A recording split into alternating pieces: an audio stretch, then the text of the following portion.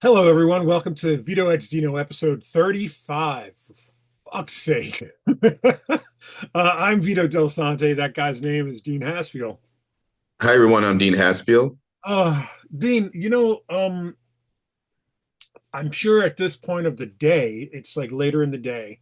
It's Wednesday. We usually do this on Thursday, but it's Wednesday, the 10th of September. Uh, Noted right-wing uh, pundit mouthpiece Charlie Kirk was assassinated today. Um, I'm not entirely sure if he is dead or not. It has been reported from NPR and it has been reported from a couple of other sources that he did die as a result of his gunshot wound. The shooter is not been apprehended. And coming on right now, it just makes me think of two things. Number one, I remember when we were in the studio together and there was an active shooter like the block over. Do you remember that? I don't, but I believe it, and I'm sure these things. What would do you remember? What are the rest of the details? So from what I recall, it was we were in the studio and then I don't know how we knew to stay locked down, like to stay in place and stuff, but there's a warehouse or something on the block over. I think we were on, I forget the street, our I think in our when we had the studio together, it was on the corner of Ninth. No, yeah, Ninth and we were between Ninth and 10th Street on Second Avenue. Okay, so it would have been between 10th and 11th. Like it was a warehouse or like a freight place or something. And disgruntled worker got fired, I believe. The story came out, and I think he killed his boss, and I don't know if he came out unscathed. I think he might have killed himself as a result. But horrible situation. That Um, wasn't IKEA, was it? 'Cause remember there was IKEA no, right no, next it to wasn't us. IKEA. That was a different one.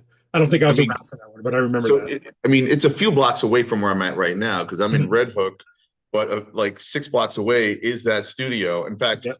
when I look out this window, if you're looking at YouTube Mhm. and you go, I can see our building from Oh, here. weird. That's the Like other side. Yeah. there's Lowe's, there's the Smith and Ninth Street train station, there's the BQE, which I think. Hold on, let me see if I can just. Well, you can't. That doesn't help. But there's some buildings back there, and yeah, I see our old studio every day, Yeah. basically. And this neighborhood, which is adjacent to Red Hook, is right next to Gowanus, which is also butting up against Carroll Gardens. And there's been, man, the amount of stories I have experienced in this neighborhood alone, Yeah. including this guy, a homeless person or houseless, I think you say now, or something. And he was a really cool guy, and he pushed a cart, and he kind of lived out of a broken van with a dog. And then one day I heard some screaming and fighting, and I look at my window, and he had someone stole his cart. Mhm. That said it was their cart. They were fighting over a cart, but he was bleeding all over his face. He had all these stab wounds in his chest. I Wow. remember calling the ambulance, the police, and I took pictures just because he might need evidence. And then he was gone, right? And I was like, what happened? And Yeah. about 4 months later, he showed up, and he looked a little better, but he was a little slower, Mhm. and he was an older guy too, and he had survived, Good. and he was going back to his van, and I guess somebody had taken care of his dog, and then he died like soon after. Yeah. So I'm not saying because as a result of the wounds, but living that life and how Sure. difficult that is, and then people fighting over a cart, Yeah. you know. Yeah. The other thing that it makes me think about is tomorrow is September 11th. Well, before we get to September 11th, I didn't know if you were going to finish a thought here because I saw some people. I don't know this guy that got supposedly assassinated, but he Yeah. apparently was a super right wing guy that got a lot of young people to vote for Trump. Is that the idea? Basically, I mean, that's the idea. I mean, I don't know Influencer how. or something? Yeah, I mean, I don't know how much of it. Like I said, he had a. I think he had a podcast or was possibly like a talking head on different shows or whatever. Like I'm sure he's done that a couple of times. I think he might have had a YouTube video channel or something. Whereas Right. the other guy, I'm blanking on his name. The other right wing guy has a podcast. But this guy, um, I just remember so weird. Like I'm not on Twitter anymore, but when I was, I used to like he would post something on Twitter, and I was like, I mean, I'm nobody, but like I was quick to just call his BS out, But It's funny because I have that instinct, Vito, hmm, but then I think it's just fruitless. Like, so it I'll be is one, I'll be another number that says boo or right. yay. And like, I don't know. I get it. I get it. There's a certain like you have to respond sometimes to something.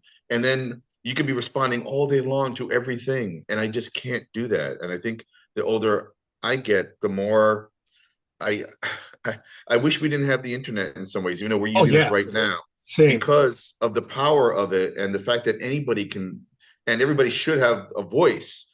But a lot of people abuse that privilege or power or whatever you want to call it. You know, I and mean, it's also possible that not everybody deserves a voice. You know what I mean? well, I mean, that's what I'm not. I'm trying to not say that because I don't necessarily believe that. I grew up with the idea, you know, Martin Luther King, that everybody is created equal. Sure. But okay, but nobody's treated equal, that's for sure, which is why we also have a lot of problems, you Right. know, with humanity and community and everything else. And like, so this guy, I didn't know anything about him. I do think that violence is not the answer, even when you downright completely 1000% disagree with someone, you don't go shoot them, Yeah, you know? I was saying that my like when I first found out about it a couple hours ago, my hope was that he would pull out of it and then hopefully maybe have a change of heart, maybe have a change of stand because he was very Second Amendment, like vocal. So I Right. was hoping that maybe he would come out and say, you know what, maybe not everybody, maybe we do need better gun laws. Maybe we need, Hmm. and unfortunately that's not going to happen. Right before we came on, I posted this, and I feel like you'll you were kind of saying it just now, but this is what I wrote. I wrote, I would love to get back to coming on here, meaning Facebook, posting about my kids, comics, music, action figures, and all the things I'm interested in, the things that make me happy. But this country we're living in is blind in one eye to the things that are wrong with it and the things that were always wrong with it. I will not let you down, whoever you are, just like I won't let my kids down. I will disagree with you and still carry you across the finish line unless you display fascist, racist, sexist, homophobic, transphobic leanings. And even then, I will do my very best to educate you in spite of your hate and leave the choice in your hands. I know I'm asking a lot, but the price of freedom is high. It always has been. And it's a price I'm willing to pay. And if I'm the only one, then so be it. But I'm willing to bet I'm not. And this is why you should run for mayor in Pennsylvania. um, that comes up a lot. We've mentioned it on the show a couple of times too, I think. But better left for maybe November. Well, you know, Not saying, see what not that I'm happens. announcing anything. I'm just No, of course, and see what happens. And in fact, a downstairs neighbor of mine might be running for something in Connecticut, and she's like, "Can you believe people are suggesting that I do this?" And I was like, "Girl, all you ever do is talk about politics and trying to yeah, make things better, and like it's your thing. yeah. And for you, every day you post more about people's rights and you know the horrors of the world than you do any of your work or Yeah. you know like that's who you I are, mean, Vito. fair enough. My work right now is kind of on hold until next year. You know what I mean? Sure. I'm kind of building it up. So I'm not posting too much about my work. That said, um, it just goes back to me saying that, like you're not the internet and social media and social networking and all those sites are a vacuum of noise. It's not a silent vacuum, it's a vacuum of noise. And And echo chambers thank you. because when you're talking to me, I already know that about you and you already know basically what I so really Right. what it is getting into those rooms or those platforms where the people you're talking about sees it, Right. you Right. know. And that's the hope, that and looking at my timeline as a result of what happened today, I can see that I'm still kind of friendly, or that the people that are on that side of the argument know me or have exchanged whatever with me. So I might be reaching somebody that or doesn't know, but it's hard to say. So I try to keep it, going and stuff. And then in between, I'll post something about Bad Brains or Sure. a new action figure or something like that. But like it's I don't consider myself political. You know what I mean? I don't consider myself as someone who would be successful in politics only because I don't know how to politic. I'm Mm, so not tunnel vision per se. I mean, maybe that's part of it, but I'm so unwilling to play whatever lobbying game there is or anything like mm. that. Maybe that makes me uh, on paper ideal, but I know that there's a lot of that involved in it, and I can't deal with the ugliness of it. Yeah, and there is a draconian old method, which is what people are now upset by in New York with Mamdani. They did with AOC. And again, the jury is out, like we'll see how it really goes, Right, But I think having young voices come in and be like, there's a lot of old people with old ways and old thinking and two yeah, parties and all this stuff. It's like, no, we're more complicated than that, right, right, And let's try to like reach across the aisle and try to find a way, if we can, that makes sense and where we're not dictating terms to humanity, right. either. The other thing that happened, and I wasn't going to bring this up, but because we're talking, some kind of heavy dark stuff right now. I don't know her name. I'm sure you've heard about some woman on a bus or a Yes, train she had over the. a she had a it was like Irania or something like that. Like I forget her She's name. Ukrainian, I think, Yeah, and she was a model. And basically, I think some rando person decided to just stab her in the neck and keep walking. They got busted, I believe. I don't, again, I didn't read the whole article. I kind of got some headlines because people were freaking out about not just this woman just got randomly killed, but what they were freaking out about was that the people around her, quote, did nothing. right. And I did something I have never done, Vito. Hmm. I always watch these horrific videos. I elected to not. What I did watch was, maybe let's call it the safe version, where you Yeah, see kind of like a hand gesture, and then the person walks away who did the crime or the murder, and then she starts to kind of like look like she's crying and suffering, covering her face, like those, and that's where it ends for me. mhm, And then you see a couple of people around, kind of one person gets up, the other person looking over, and then I think she basically slumped over in a pool of blood and was either dead or died, but you're watching someone die. yeah, It's awful. I didn't see the whole thing, but what not freaked me out, what has been going on in my head is the idea that a lot of people are trying to put the other people around her on blast. right. Like, why don't you do something? Why don't you save her life? Why You don't know what? you whatever? And what I understand without having seen the entire video is that people didn't even know what it happened, or that you didn't see it, or like you're trying to register it, or you're in shock, Yeah, or guess what? Maybe you don't want to fuck with someone that just killed somebody. right, How right. about that? How There's about that? to a lesser degree over the last week, there's been this video of a woman taking a ball away from a kid, basically a Right, baseball. right. The father got a home run ball. It was his son's birthday. He gave it to his son, and this woman thought she was entitled, and again, it's the when you're watching it, you're just thinking like, what a terrible woman that is. And then now there's like there's a kind of like a small contingent going, well, why did the father give it back? And like I said, it's a lesser degree of what Oh, you're talking right. about. It's so much. And before that, if I'm correct, there was another major kind of like a baseball player started to hand a ball to a kid. A Tennis, dude it was grabbed it, tennis. or that was It tennis. was during the U.S. Then Open that guy was Championship. put on Ah, blast for mhm, stealing whatever.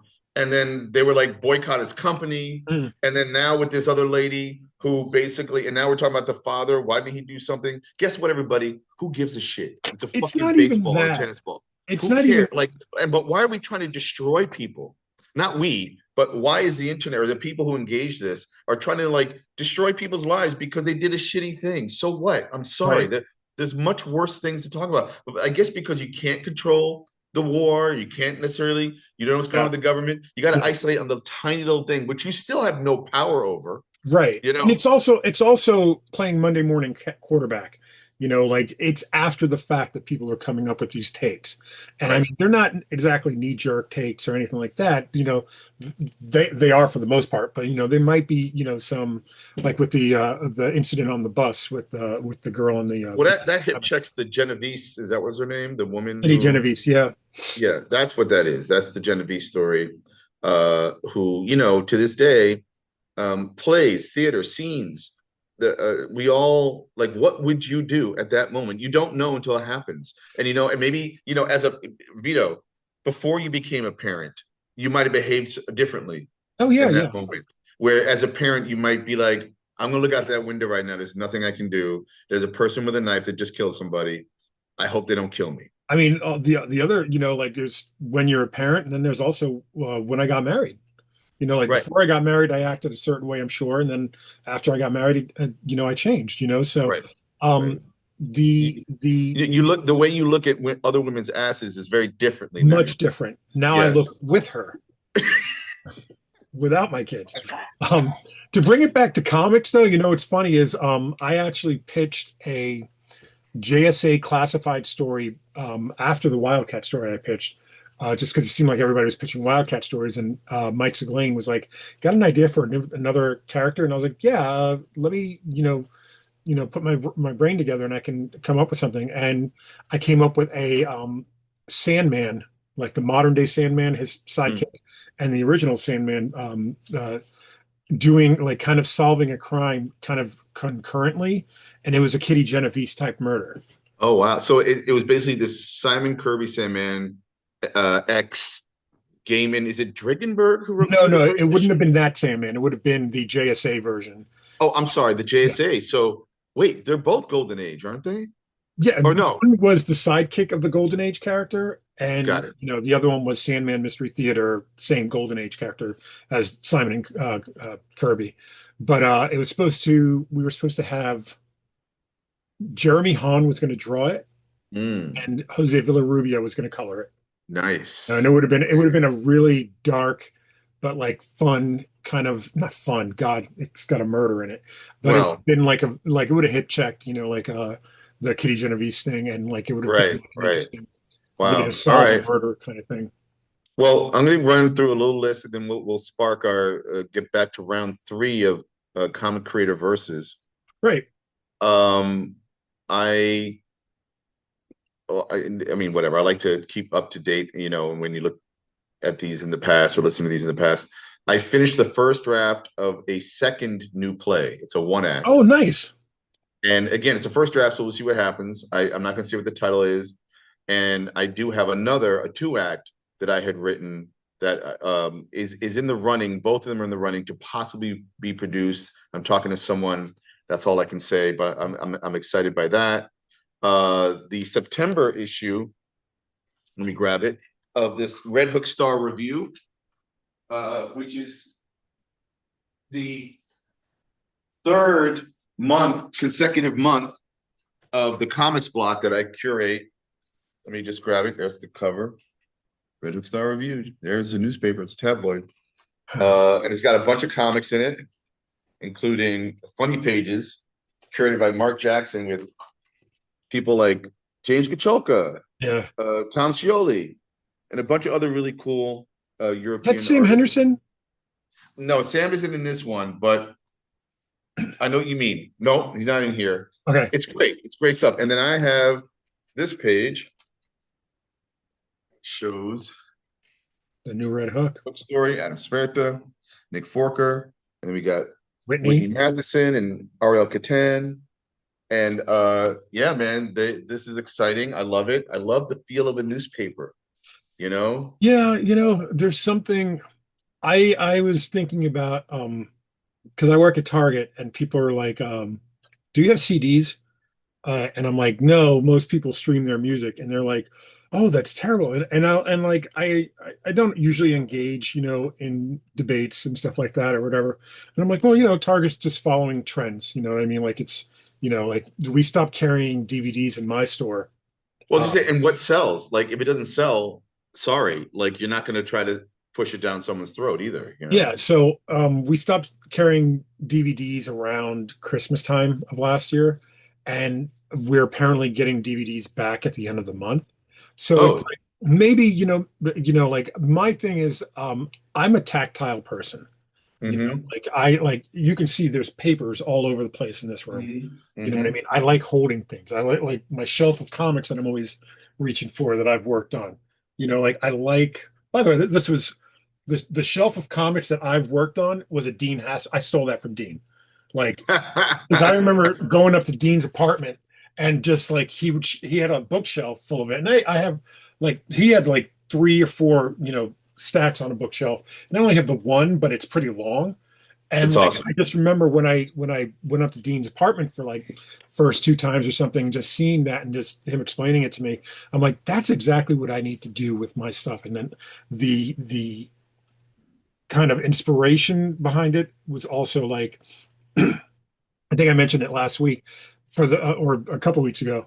The first couple of years of me being a freelance writer, I wrote enough pages to be one issue. You know what I mean? Like it was like Yep. like a 3-page Scooby-Doo story or a 6-page Batman story. And it was just like, like all these little stories that I built up until FCHS, where I wrote out an entire, part one of a 4-part graphic novel, Right. which was like 120 some odd pages. So, like slowly over time, like now I've got like 4 issues of Stray and then 6 issues of Stray. And then like stuff that I've done with Charlie McKelvey at Blind Squirrel / Zion, and then I also have this. This is a fun one. I didn't work on this book. Oops. I didn't work on this book, but I put it up there because I'm actually interviewed in it. Oh, It's this thing. Dean Haspiel, the early years. I also have Christopher Irving. I have the two Red Hook trades up there as well because I wrote kind of like an outro for the first volume.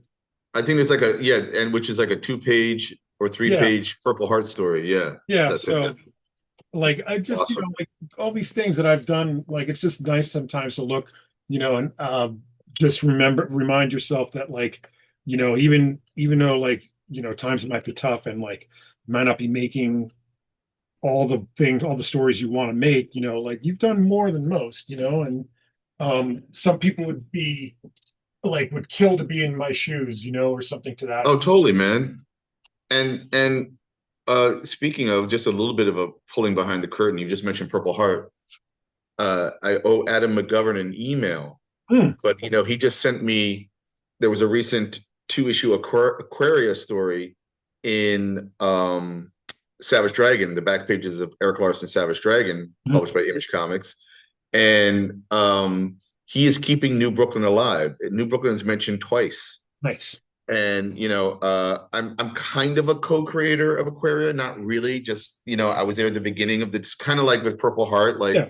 except I wrote and drew Purple Heart as well in my comic. Mhm.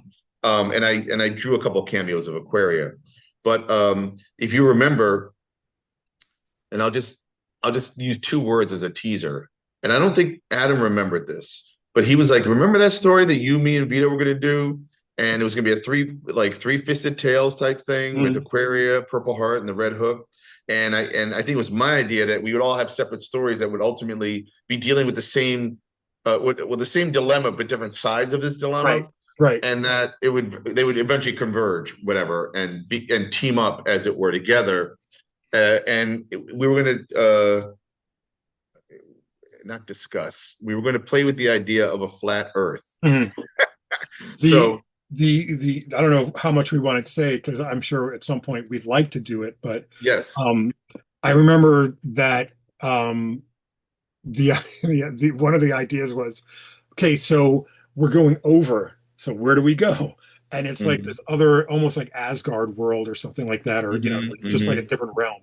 And I just mm-hmm. remember like somewhere in my notes I have probably more extensive notes, but I remember Purple Heart versus Black Heart. That's right. and it was just like the Oh, it's opposite. like so you're talking about opposites or something Yeah, like the negative positive type thing. right. So That would be, see, we can work on this, and we can even maybe hash this out on this podcast, and maybe get Adam McGovern on, and we can have a little, like, writers I room just, session or yeah, something. You know, yeah, that'd be actually, fun. let's put that down as a note. A couple other things, and then we'll lead in. Do you have any other um comics or news? We're going to talk about the Bleeding Cool article about Diamond, Right. but we'll get to that in a second. Why don't we do that now? Okay, so the it is the whole Diamond thing is more than a mess. It's just like it's convoluted, it's confusing, it's very what's the word I'm looking for? It's not for the faint of heart, like it's not like following it is just extremely like, and this is why, like there's a company that was buying Diamond was going bankrupt. Let's try to do the timeline. A And also, company Diamond was basically our the monopoly distributor of distributor, comics, the right? distributor of comics. And there are other smaller distributors, like Lunar, Last Gasp at one point. So Diamond was the big comics book distributors to retailers, and in some cases, they had a division called Diamond Books, which dealt with libraries and bookstores and stuff. They announced last year that they were going bankrupt, and it was kind of like, oh, what's going to happen to comics? Everybody was just, kind of when we started our show, that was one of the earlier topics that we talked about. And they got an offer. They were put up on an auction, to own Diamond, I believe. Um, and there was a entity, I believe it was Alliance Games, won, but they weren't interested in the comics. They were just interested in Diamond's gaming distribution channel. And I think they were going to just not get rid of comics, but just kind of like comics aren't going to be our focus. We're going to focus mostly on the games. Comics will continue, but that's not where we're. So as that weekend shook out, it seemed like, wait, they're not the owners. They won the auction, but for some reason Diamond refused to let them buy them. you Hmm. know, and then he ended up with what is the name of the company? It was Spring Sparkle Pop ended up being the quote unquote owners ad populum Sparkle Right. Pop, the new owners. So Right. then there was a case of, all right, what's going to happen to Diamond's warehouses, which is where they store all of their publishers' consignment books? Because keep in mind, this is not a retailer will order books from Diamond. Diamond will have the books on hand at their warehouses and distribute them across the country. Because what happens is that one of the things that publishers do, whether you're a big corporation or you and me, Hmm. if we elect to be distributed to retailers, is that then they'd let us know in advance before you go to the printer. All right, so we collected all these orders from the retailers. We want 100 copies of this or 10,000 copies of that or whatever, and then Right. you know how to adjust accordingly for your printing, and then the books go to, I believe, do they well, at least a certain amount of orders go to a Diamond warehouse, Right. and I don't know if the publisher then has a spillover and has their own warehouse. Some of I them don't know do. about that. I know Action Lab did have Mhm. something like that in place, Okay. but the let's look at FCHS, my graphic novel from Ad House Books. Keep in mind that there was a minimum order that Diamond needed, for Ad House to get to basically make it viable in the marketplace. Right. So they needed to get a certain amount, ordered, but then there would be an overprint that they would keep on hand for, you know, someone that missed it in the catalog or offered, one of the things Diamond in the previous catalog would do is they would say offered again or, Right. back in stock or something like that. They would, highlight certain books. And the thing was, like that would be like second printings or the publisher would, ship them to Diamond's warehouse to distribute, so they was, offered again because they were, overprints or whatever. So as a result, Diamond just had this, warehouse full of stock. And so they decided they were going to still sell it without the publishers, and not give the publishers their consignment part of it. So, like I said, so there are consignment usually works with when you sell when you give something to somebody else to sell, you get paid once it sells. Hmm. So now let's also keep in mind that Diamond had a COD kind of business with retailers. So it would be, if I remember correctly, Tuesdays we would get our books. We would have to send our check into Diamond, to pay for the shipment. I think for next week, like it was always a week ahead or 2 weeks ahead or something like that. We would have to send the check in Thursday, or by at the latest Friday, So I don't know how Diamond operated like this, but this is how But they. wait, time out, time out, time out. That sounds crazy to me because if it's a week ahead and you decide as a comic shop, I'm not going to buy these comics, then the distributor is holding on to some comics. No, keep in mind that Diamond, the previews catalog was always 2 months ahead. Right, When you order those books, so it wouldn't have been 2 weeks, it would have been 2 months. When you order those books, you send in right. the order and then you have to pay it, upon arrival.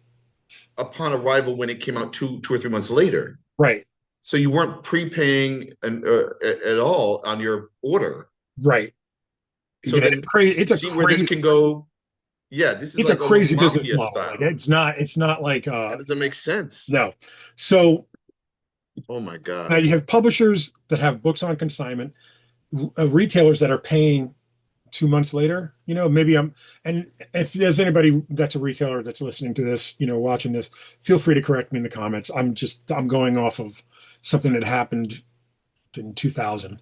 You know what I Mm, mean? Like when I mm, was working mm. retail, Right. 2011 is when I got out of retail. We So, need to get Brian Hibbs on the horn. or something, yeah, Brian Hibbs or Or uh, Nick, Ron. Joe Fields from Flying Colors, Mm. or our buddy Mark Nathan.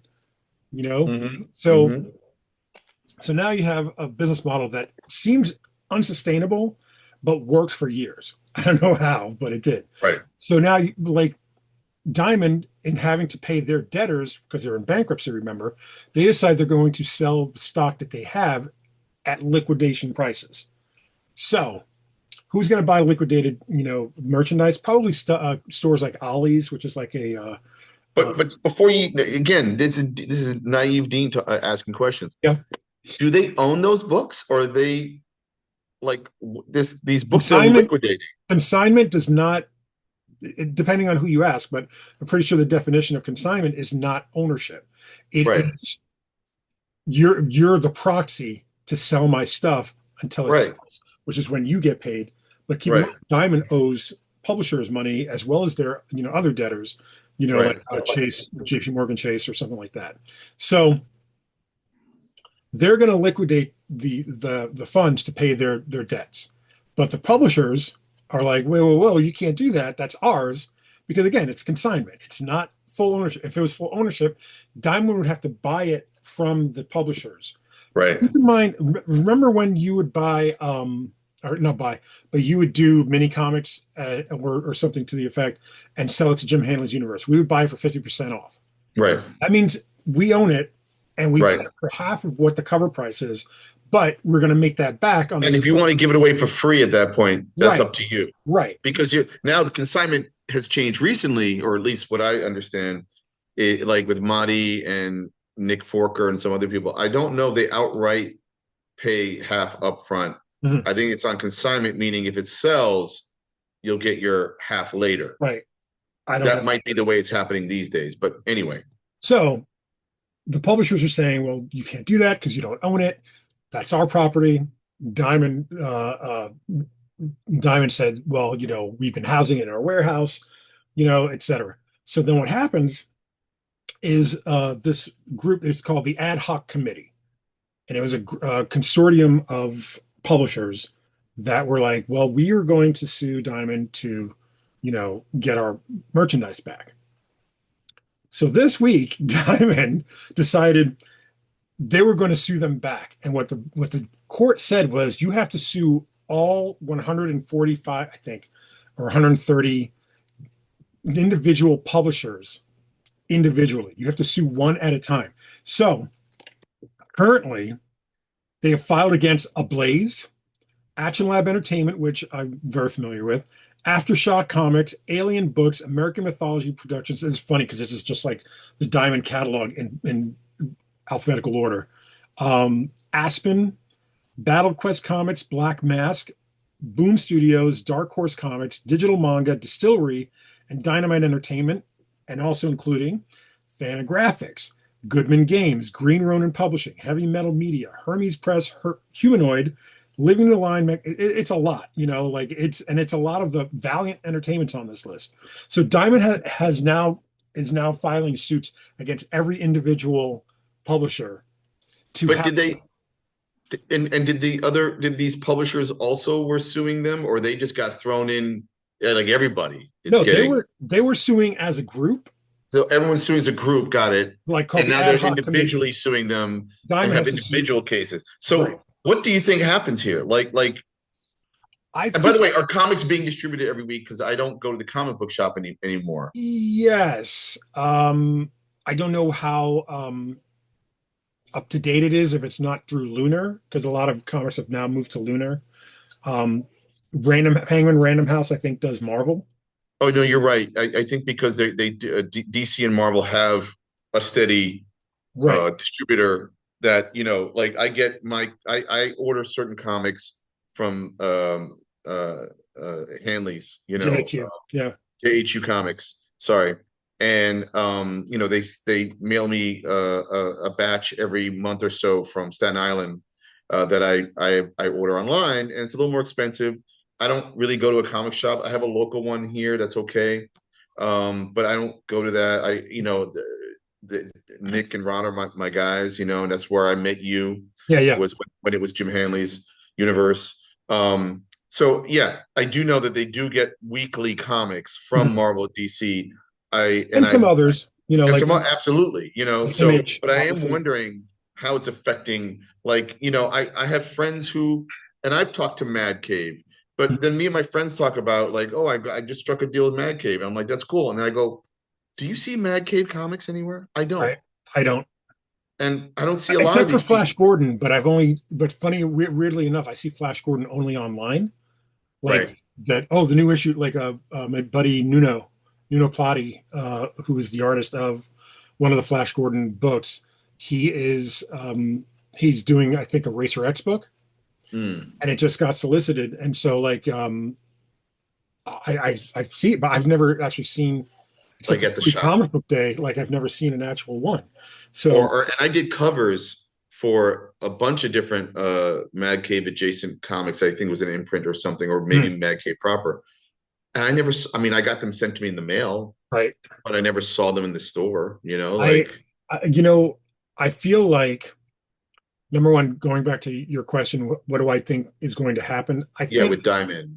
I think it's going to be a very long process to number one see any kind of traction on Diamond's lawsuits against publishers. I feel like some of them are going to get thrown out. I don't know that all of them will. I hope for the publishers that they all get thrown out because this is a totally shitty move by Diamond. Like Oh yeah, absolutely. Like they're in the wrong and they're just trying to stay in the wrong somehow. Um, yeah, yeah. I get that there are a lot of people whose jobs were affected by this, and I get that you don't want anybody to be. Our buddy Stewart just was working at Diamond, Hmm. Stewart Schreck, and he was working at Diamond, and now he's working at Dark Horse. So Yep. like he just moved to Portland to work at Dark Horse. Like the people's lives are affected by this stuff. Oh yeah, You big know what I time. mean? So my hope is that um, they get thrown out. Publishers get their inventory back because I mean, the best thing a publisher could do at that point is put it on Kickstarter. Like And put well, it on and my Apple. hope. Yeah, and that's what we do. So it's like whenever Yeah, we talk about why would you send something, why would you pitch to a publisher? Again, not to disparage publishers, but if they're gonna be doing the same heavy lifting you do, except they have a little more relationships with printers and distributors mm, and retailers, then you too can and create a Trojan horse publishing concern between right. creators. But my hope is that the lesson learned is to go back to when we had more than one distributor, Yeah. so we had discounts, better deals. It was not a monopoly, so that it could fall apart and possibly destroy the comic book business. You know, Mm-hmm. so I hope that what happens is that let's say somehow Diamond figures it out and everybody's okay, and you know, and they continue to move forward. I just think that there should be two or three other distributors like a Lunar and more. I think the end result is going to be, I don't know this for sure. I don't have any inside information. I do have inside information to a degree through my retailing experience and from working with Action Lab on the inside. But I don't have anything specifically about what's going on now, just to make that clear. But I think that if these lawsuits get thrown out, and should Diamond have to return their stock, return their stock to the publishers and stuff, is there a publisher that's going to want to work with the new Diamond? Right. Like, I mean, so you've gone through all this trouble to do what? To Yeah. nothing. I Like mean, you're going it's to be out pretty of ugly business. right now. It's pretty So, ugly. Yeah. so yeah, I just think the balls on Diamond to actually try to Yeah. publishers that who they're basically holding, like, let's call it what it is. They're holding copies of Stray hostage, basically. Basically. You know what I Yeah. mean? And that's a reality. Like, I Right. can't order Stray from my publisher because Right. they're currently being held hostage by Diamond. So Right. Right. No, it's messed up, and hopefully we'll see what happens next week. yeah, Few things, and then we'll jump into our yeah, yeah. comics creator versus. Um, I'm going to be at SPX this weekend with Josh Schufeld. I'm a guest. I'm going to be driving up tomorrow. I'll be there with my deep cut comics. Josh will be debuting Beyond AD. Josh is probably best known for AD New Orleans After the Deluge graphic novel that came out 20 years ago. Oh, really? Yeah. So this is the 20th anniversary. So he has this ancillary effort called Beyond AD. And we'll be doing a panel, something about cities and heroes and, turning like New York into adjacent, like what I did with New Brooklyn, Brooklyn, yeah. into like a fantastical place. And also the same weekend, which I was invited to, but I had to turn it down because I was invited to be a guest at SPX first, which I haven't gone to in years. And it was like one of my first indie shows. I think I went to SPX in 95 the first time, 1995, Great. where I met Chris Orr, the I didn't legendary I Chris didn't even Orr. know you in '95. That's right. But Eddie P. Con, Yes, over here in my side of the world, the Eddie P. Eddie Piscor, and I know Don Simpson, Jim Rugg, Michel Fiffe. Are you going to go at all? How far is it away? I have a date with my children. Ah, We're right. going to go see the Dragon Slayer movie. Okay. I'm sorry, Demon Cool. Slayer movie, not Dragon Slayer. What am I talking about? Demon Slayer, our favorite anime. Oh, okay. Cool. Cool. Good to know. All right. Well, I was it a 1 day show? Maybe Eddie P. Maybe a two. I don't know I what think it it's two. is. It is. Well, and how far is it away from you? It's maybe 45 minutes at the most. It's not very Well, far. if you can sneak out, you might want to try. I might.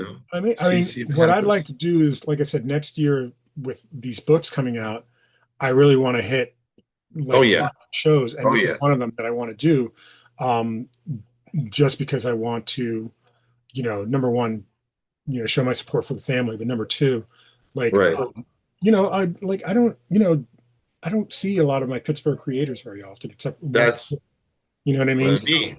Yeah, I'll bet Tom Scioli will be there. Yeah, So yeah, if you can, but yeah, definitely for next year. And I'm rooting for them to keep doing this because hmm, not only to honor Ed Piskor, but it's always cool to have a funky little indie show. yeah, Like absolutely. they're the best.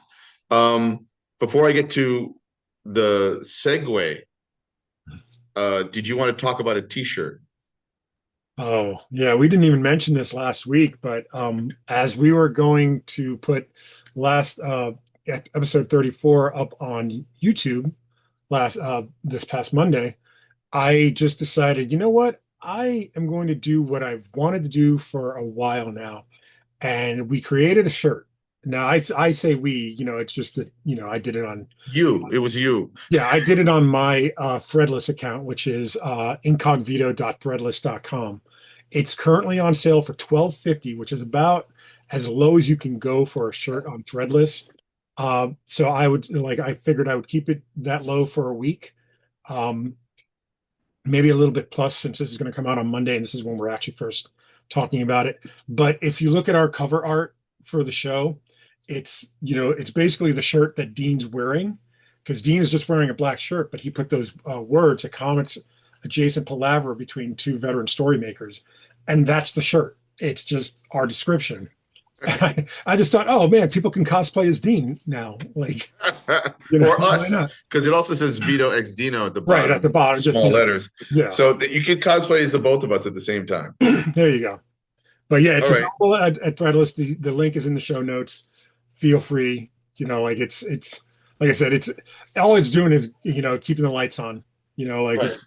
it's just extra money in the pocket. It's nothing major. No, I think it's cool. I might even have to get one. Yeah, So here's my segue. 1 year ago yesterday, we lost John Cassidy. yeah. And I remember I was at Yaddo, and I think it was a week before. So yesterday was his passing, and I think within a week before that, we were getting news like, between among friends, Mhm. uh, Jimmy Aquino, Paul Pope. We were texting each other, and then at one point I was texting Heidi McDonald, and that he was in the hospital, and You they weren't texted sure me. he's going to make it. I think I told you, and I told a bunch of people, and we didn't have this show then, so we didn't talk about this. But a giant, a gentle giant, because he had such a heart. Not only of talent, he was tall, super handsome, Texan. funny, uh, uh, generous. All these things, and I was we were friendly, and super encouraging. And when I co-curated Project Superior for Ad House with Chris Pitzer, he was my guy, and I got him to create a little superhero, like a 5-pager or something of his own. Um, but yeah, I just want to acknowledge that, I mean, again, we can't keep doing this for everybody. I know, like Ed Piskor, John Cassaday, but if it comes up and I want to say something, I really miss the guy. I miss the comics that he would have made. I love the comics he already made. Uh, and it's a damn shame and tragedy that he no longer is among us in that way. I, I didn't know John very well. I knew him, in passing. We knew each other in passing. He dated a friend of mine, so that's partially how I knew him and stuff. But the thing that I come back to, other than his work, other than seeing him in social situations and stuff, is last year at Baltimore Comic Con, seeing his table with his banner, and it's just an empty table, and I'm just like, and it was right in my line of sight, and I just like all I could think of was that could be any of us any day, or any year. Like, and every year the tables are going to get emptier. You know what I mean? Like, or they'll fill with somebody new, or something like that. And it could be me, it could be you, it could be, anybody that we know. Yeah. I just hate that a show happened around him in a sense. You know what I mean? Like, not that the show was built around his memory or anything like that, but just that like like that picture just frozen in my mind, like of looking down that little I walk. remember that. I remember seeing that as well. And, it's a bummer, like because what other kind of tribute do you give somebody besides, I think an empty table is a really strong. Yeah, absolutely. And I remember at New York Comic Con, I forget who had passed away. I want to say a Japanese artist or somebody famous, and he had had an empty table. but it started to Oh, fill up with that artwork. was the Korean artist. Oh God, why can't I think? He was super detailed. He was like, Yeah, he didn't even use pencil, and it was yeah, insane. His yeah, art. he was amazing. If you can look him up, but his table filled up with just people's drawings and They were tributes and writing on the plastic that was on the table. That was yeah, amazing. yeah, yeah, yeah. It was amazing. So, um, are you looking them up? Yeah, it is. I just had it and I lost it. Uh, Kim Gong-ji, I think. Okay, that sounds familiar. Yeah, another incredible artist, you know. Yeah, Kim Jong-gi. Right. And yeah, look him Master, up. Yep, I'm total absolute master. master. So with that, I'm going to do something really fucked up and unfair. Which is what? I'm going to start my Comics Creator Versus with John Cassaday Uh, versus Paul Pope. I have, I mean, John Cassidy, let's see, the um the book he did with Warren Ellis, Planetary, Planetary, one of the most important books of the early 2000s. absolutely. Paul Pope, THB, mostly independent stuff, not a lot of He like did like three big Vertigo graphic novel, Heavy Liquid. What was Batman it? Year 100 was another one. Batman Year 100. Let's talk briefly about how they're polar opposite as artists And best friends, if I remember and correctly. best friends. And in fact, Paul is going to be joining us at Baltimore. Mhm. I don't think they've announced it yet, but I got him to come to Baltimore Comic Con, and Awesome. he'll be there, Great. and he might even be I won't sitting be next there. to us. Good. Well, Get in your car and just show up, man. yeah. Fix that car Non-existent car I have. and show up. Buy a car on credit card. Oh, okay, No, cool. there you go. But Um, best friends, um, different personality, very different people, yeah, yeah, completely different artists. John Cassaday, as you mentioned, with Warren Ellis, did Planetary, which to me is in my top 10. yeah. You know what else is in my top 10? Howard Chaykin's American Flag, Mm. Scout by Jason Aaron and R.M. Guerra, plus other artists, Mm. including Haspel. Jack Kirby's OMAC is on that top 10 list. Probably Frank Miller, Mazzucchelli, whatever.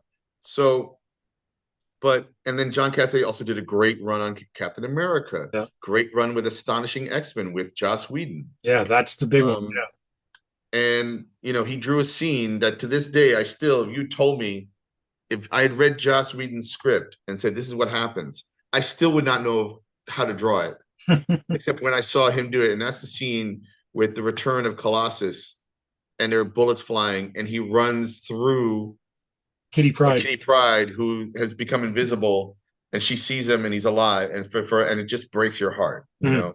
He did a great Star Wars story. Speaking of Jason Aaron, I believe That's with Jason right. Aaron, Yeah, yeah, canon Star Wars, because in the recent 5 to 10 years that Marvel had Star Wars, it was canon Star Wars. yeah. Um, what else did he do? He did so many different things, and you said Paul Pope, and the difference between their line art is Paul Pope uses lush brush and like splatter and you know how do you more like manga or a certain kind of manga That's and what I was going to like say. I think Paul. Lone Wolf and Cub type stuff, Yeah, I right? was going to say Paul is probably more influenced by manga than John is, and Oh yeah, and John, John is more like deliberate, more like Kubrickian, very not I don't want to say staid or conservative, but he had a very he drew less lines. if you were to pick an American comic book artist that remember last week I was saying that there are two, like in my mind there are two were like two schools. There's Kirby School and then there's Neil Adams School. Yeah, You know what I mean? I don't think he falls into either of them. So no, like, I can't in my head figure out where he would go. Kind of in the same vein as like Alex Toth. Alex Toth is a totally separate thing from both of those. You know what I mean? Like maybe if we allowed, I could see him from the John Byrne school. You Yeah, know, I yeah, could see him from the Art Nouveau. Like I feel like there's an Art Nouveau, like mm, that delicate line, that like I said, that deliberate kind of line. He knew how to draw a room with no backgrounds that felt yeah. like a room, He and did. he He worked did. with colorists really importantly, just like Laura Paul Martin. Pope works with Laura Martin was basically like his inker in Mhm. some ways, whereas Paul Pope used Jose Villarubia a lot, and they're a great match. Yeah, And Jose comes from, he's like a fine artist in yeah. some ways. So that works. But for the life of me, it's so hard if I had to pick between the two. I do have my answer, I do too. and I And think we might arrive at the same answer. I think mine goes back to a specific issue of Planetary, and it's an issue where Warren and John, and by extension Laura, reinvented pulp heroes and put them against a reinvented Justice League. And I've never seen as much imagination on a page as I did in that. And you can say that's part Warren, and you can say that's part John. You can say it's, a third Laura, as well. But I look at that issue and I'm just floored by the imagination in that issue. And that's Yeah. not to say with Paul doing Commandy, I'm sorry, in Wednesday Comics, right? Was it Commandy or OMAC? Now I'm blanking. Paul Pope, I Yeah, think did Commandy, I think so too. or maybe was that his solo? I don't remember. Oh, no, no, no, no. In Wednesday Comics, Yeah. I believe it was like, Oh, he might was have it like done Strange Adam Strange. Adventures? Yeah, Adam Strange. I think he did Adam yeah. Strange. And I think, and I'm thinking about it. Um, and like I don't think there's any definitive Paul Pope story as much as Battling Boy, Sure. and I because it's all his, and I'd kill to see a John Cassidy Battling Boy, like his own Right. thing. Right. But just based on that Planetary, I'd say John. I will lean into John as well because I think Planetary alone just trumps. For me, Paul hasn't done what Planetary did for me. I'm also looking Right. at the other things he did 100%. Yes. He did Heavy Liquid. This is Paul Pope. Um, and I thought he did a third one. And then he did Escapo. Remember Escapo? Yeah. Um, so, listen, Paul Pope is not going to suffer if we chose No, Cassidy. no. And the And they thing, both broke new ground. They both visually brought the same thing that Jack Kirby and Neil Adams did, as you're saying, is it Polar. These guys also Mhm. broke broke significant ground. You know, I think too, Paul is maybe by his own admission, is like so kind of like James Jean in the sense that he's so not enamored, but like beloved by the fine art world and by different aspects of art. mm-hmm. Like different audiences of art love Paul, and love James Jean and stuff. And maybe it takes him away from comics a little bit much, and so we don't have the definitive Paul because of that. Whereas I think John was so enamored with comics, and it was reciprocal, and like we couldn't get enough of John's work. And when he did it, you But know, I think the dirty secret really is, as much as I think I love Paul's art more than, and I love his ideas hmm, more than, let's say, his writing. hmm, Like, just like when people criticize Jack Kirby when he went away from Stan Lee, that would be me. I that's you. I love Jack Kirby's writing, but I also understand what you mean, Yeah, like, or what people mean. So because John Cassidy worked with such excellent writers, yeah, he was armed with that. Like hmm, that's why when you go a memorable story or a memorable issue, yeah, you gotta give it up also to the writer. yeah, yeah. So I think that's part of what we're talking about. That might speak better of John, that he is such a collaborator, or was such a great Mm-hmm. collaborator. And Paul, for the most part, I think mostly did his own writing and his own art. Like I think he did everything by himself. Right, There might be one or two like Escapo. He might have worked with Michael Chabon a little right, bit, but I think most of it is Paul. So I think right. maybe having that, I wouldn't say crutch to lean on another writer, maybe that speaks better of John than, as a comic book creator than, But when I see Paul, I'll talk to him about John and like this kind of stuff. But also, I mean, it would just be fun to collaborate with Paul Pope and a bunch of other like Oh creators, like God. all of us, and do some kind of, I don't know, round robin type weird thing, you I know? I have it on my I think he's on my list of artists that I would love to see do a straight cover. Just not because it would Hmm. be um an ego trip for me or anything like that. It's just I love seeing different interpretations of my character. Absolutely. You know what I mean? Absolutely. So it Yeah. No, that'd be so that was that was my segue into a was good. almost impossible. So the next one, we're gonna go way back to the Wayback Machine. Jack Cole versus CC Beck. So glad you brought up Jack Cole. God, Jack Cole, uh, creator of Plastic Man, Yep. TC Beck, creator of Captain Marvel, aka Shazam. Yep. Both two incredibly important artists. Like I don't think that even with the controversy of Captain Marvel and Superman, and that whole competition thing where DC ended up buying Fawcett characters.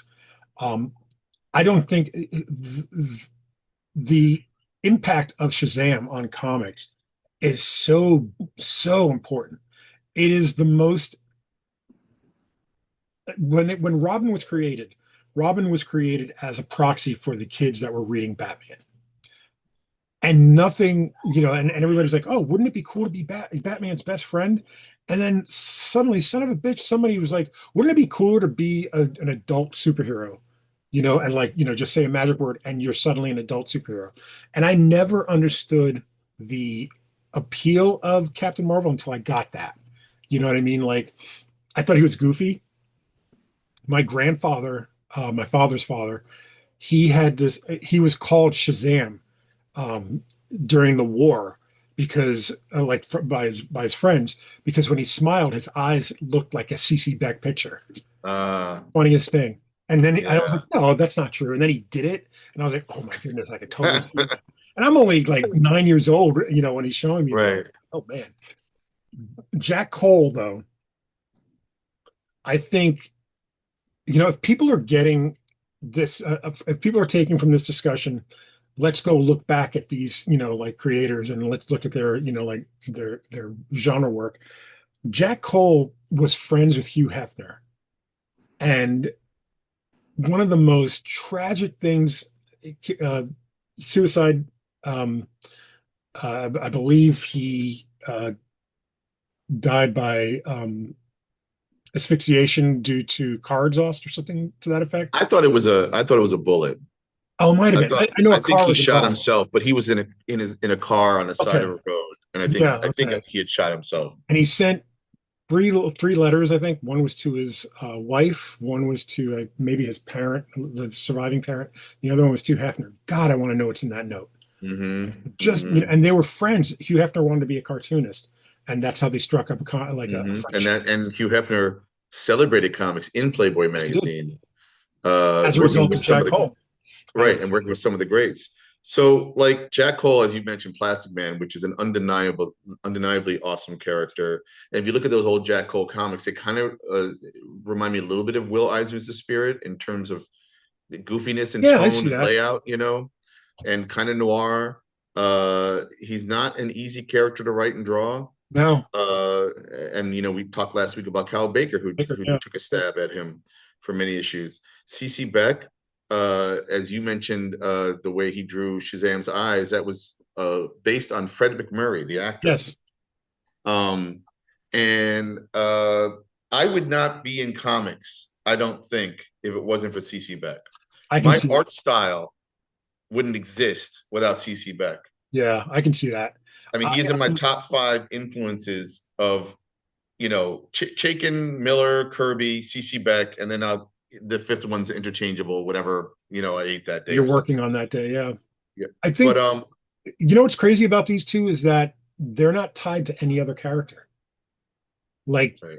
I don't think they worked on any other character. I think I CC think CC Beck co-created, because I'm forgetting the name of the writer that wrote Captain Marvel, and I don't know, did is it Jack Otto Cole, Binder? it might have been Otto Binder. Yeah, I think you're right. I think you're right. I have to look him up. But Cole, I guess he wrote and drew Plastic Man on his Hmm. own. Um, I believe CC Beck co-created some other character like the Green Llama or something, maybe. Oh, Um, oh, I you'd have to wouldn't look know that that. up. But Uh, yeah. Spy Um, Smasher, he created. okay, Fat Man, the Human Flying Saucer. I remember that. Uh, Talkie Tawny, Mr. Mind, Dr. Savannah. Yeah, for Like all the, Captain Marvel. the Yeah, Monster Society of Evil.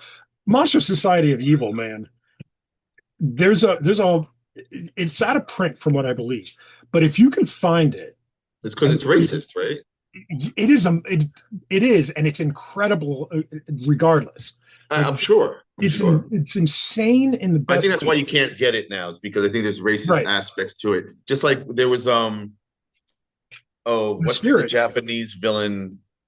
Uh like a Japanese like Wonder Woman Egghead? No. Yes, Egghead. Who was like a Japanese Mhm. racist, yeah, character. They ended up changing his name to Sun Tzu or something like that, or something similar. Oh, okay, sure. But all right, so we Okay, sure. Moving on. sure. Um, You mean like the Art of War? They yeah, named him the Art of it's War. something like Sun That's Chi what or I would think is funny. Like yeah. they named their first president George Washington, because it sounded good. People know what that is. Um, That yeah.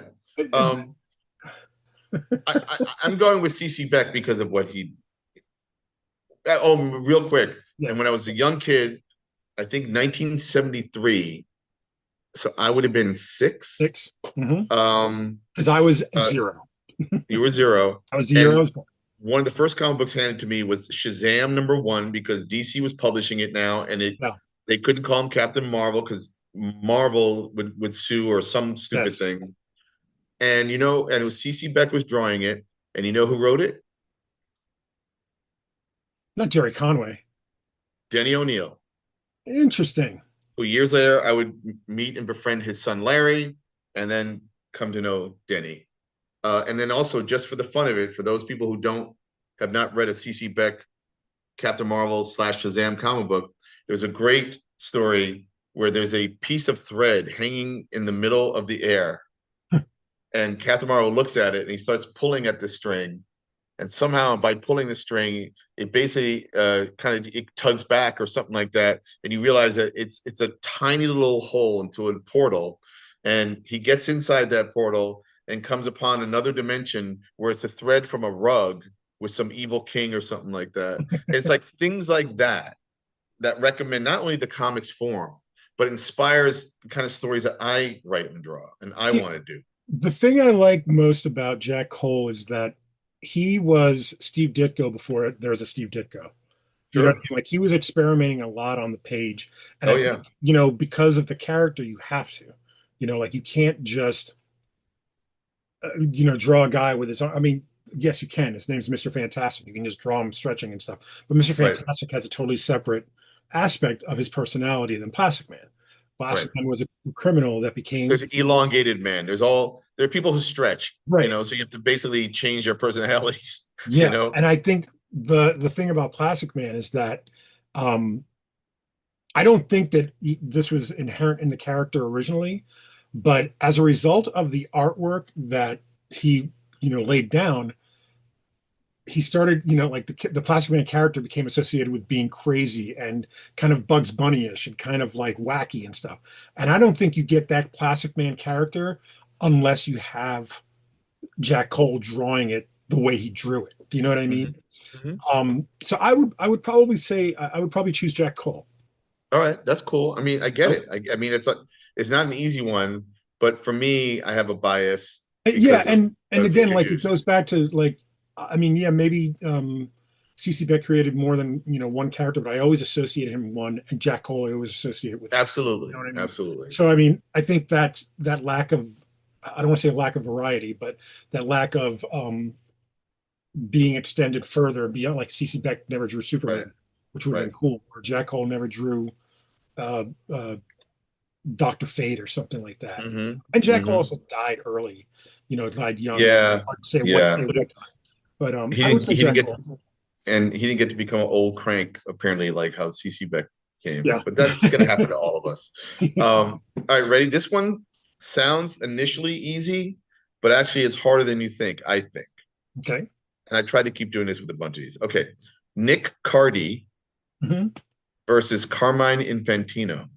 So for the audience, Nick Cardy, famous for drawing the first iteration of Teen Titans in the 60s, um, with Robin, Wonder Girl, Aqualad, Speedy, I think comes later, Kid Flash as well. And super lush pencils, super, like, You've never seen anything like it. It's yeah, it's amazing. unbelievable. He also drew Aquaman, Yeah, a lot of Aquaman. I forget what else he drew, but he was just an incredible draftsman. I think he drew one of the Westerns. I want to say like Batlash or something like that, but I'm not Could sure. maybe possibly, sure. And Carmen Carmine, Infantino, was drew, if I'm correct, well, there's a couple of things. mhm, So he drew Flash, mhm. I think different iterations of Flash, like early Flash, and then later on another run of Flash. Yeah, he was the last artist on the Flash during Crisis on Infinite Earths. Right. Like And when the Flash before, was dying, he did the last Flash story before that led into it. right. And he also was the publisher for a while. He's the one who, I don't know if he wooed Jack Kirby when Jack Kirby was disgruntled with Marvel, Hmm. or if Jack Kirby just made a phone call and said, you're gonna publish me now, DC Comics. And who knows? I don't even know the story behind that. I think Carmine also might have co-created Batgirl. Uh, Possibly. for some reason that sticks in my head. He also did he's another cool cover artist. Like when you look up some of his covers, they're kind of famous. Hmm. He did I think there's like a famous, is it a Batman cover or detective or something where the Joker's face is like a building made of bricks or something? Like, do you remember that cover? Yes, I do. I don't know if I that was think, I think that's Carmine, but I could be wrong. Anyway, um, the difference is that Nick Cardy just is miles uh, better artist, yeah, like miles. he's But proto Neil he Adams. was, yeah, he'd be in the Neil Adams school, but I actually like Nick Hardy's art better. Hmm. But he was, quote, just the artist for comic books, whereas Carmine's significance is beyond just quote drawing. Right. He was a publisher and he ran the Anchor. joint for a while. He had to make big decisions and he had to make a great decision of bringing on Kirby and then an awful decision to cancel half his books or Yes. more, you Yeah. know. Famous DC Um, implosion as well happened under his watch. Um, so like that's the kind of the context. and Carmine was an inker as well. I don't think Nick Cardy was an inker. Not that matters. But he inked himself, I think, Nick Cardy Yeah, did. I was gonna say But he not that was it not matters. someone else's inker. Yeah. Yeah. Um, Carmine was a prick to me. I met him once. He was such an asshole. He was just this grumpy old man. Um, that's not to say though. I would probably say Carmine anyway. You know what I mean? You Like would. I've definitely read more Carmine Infantino books in my childhood than I read Nick Cardy. Nick Cardy, Oh, I definitely read more Carmen Infantino, but Nick Cardy is my answer because he's a, when you come upon those gems, you're like, oh my yeah, God. he's the better artist for miles ahead of But I think Right. Carmine has that.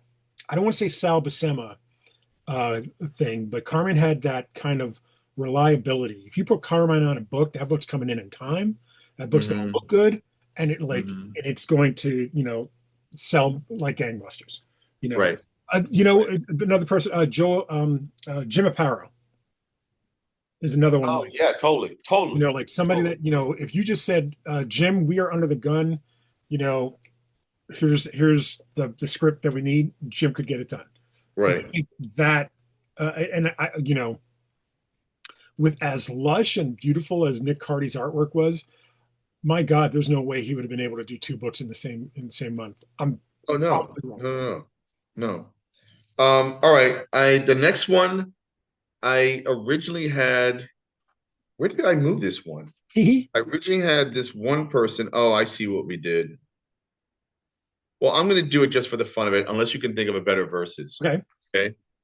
So I'm going to go back to my original thought, even though we did play with him later on for reasons early on. Okay. Keith Giffen I shudder to think who you're putting him against. Well, the original one, and then I had a question mark because we bumped him over to someone else. The Right. original one is Harvey Kurtzman. Do you see why? Definitely see why. Both are great layout artists and Mhm. laid out for other people, great storytellers, Great had writers.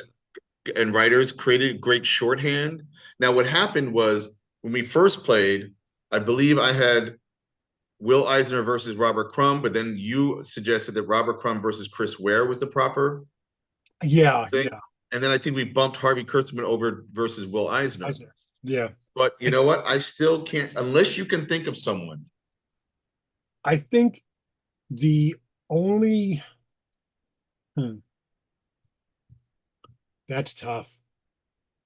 That's really tough. Keith Giffen almost deserves to be spoken in the same breath as Jack Kirby in that respect. Sure. Like it's not a fair comparison because I think Jack Kirby would win that versus. Yeah. But I'm just trying to get across the impact and like the ability of Yes, Giffen. ability You know what I and mean? Like facility. it's not even fair. Do you know what I mean? Like Keith Giffen not only could tell a story on a page, I actually sat in a car with him for about 3 hours driving from Staten Island, picking up Joe Rubenstein and then Kevin McGuire I had to pick up. So I had to pick up Keith first because he was in Jersey. So like I was coming from Manhattan, got Keith, got Joe, and then like we had to drive through Brooklyn to go get McGuire. Mm-hmm. And the stories he told I'm were sure. amazing. Like I could sit there and like, can we just do the signing in this car, Yep. instead of going anywhere? Because it was just like being at Baltimore, one of the very first Baltimores I went to as a artist, as a creator. Um, they had a party up in the penthouse of one of the hotels that we were at, and Matt Wagner. It was the year that Matt Wagner's Grendel was being, like Mm-hmm. yearbook and stuff. And so they had this meet and greet for VIPs, and so they got up there to meet Matt Wagner, a couple other professionals and stuff, and me for some reason. And and there's a point where I'm sitting at a table and I'm off to the side. I think you're at the same table with me. Um, Nick Papura and Ron Hill are kind of off to the side. Mm-hmm. Um, John Engel from New Dimension Comics might be at the table with us. Mm-hmm. And holding court at one head and then at the other, Walter Simonson, Mark Waid, and just this is before they even collaborated on the Hulk and stuff. So like Mm-hmm. just like sitting here listening to them tell stories, that's how I felt about like when I was around Keith. Like he was just Mm-hmm. so good for a story, man. Like Dan Yep. Slott in another one, like just so good. Yep. For, like not even like a comic book story, just a story. Mm-hmm. Um, I didn't know Hardy. I didn't get you got to work with Keith too, like on Justice Yeah, League. inadvertently, I drew a Justice League internet, no, No Adventures. It was based on a cartoon. Adventures, the cartoon from a script that was in a drawer that Steve Wacker gave me. And when I read it, I went, "Oh my God, this is incredible! Anybody could draw this." Mm-hmm. Because of the way it was written.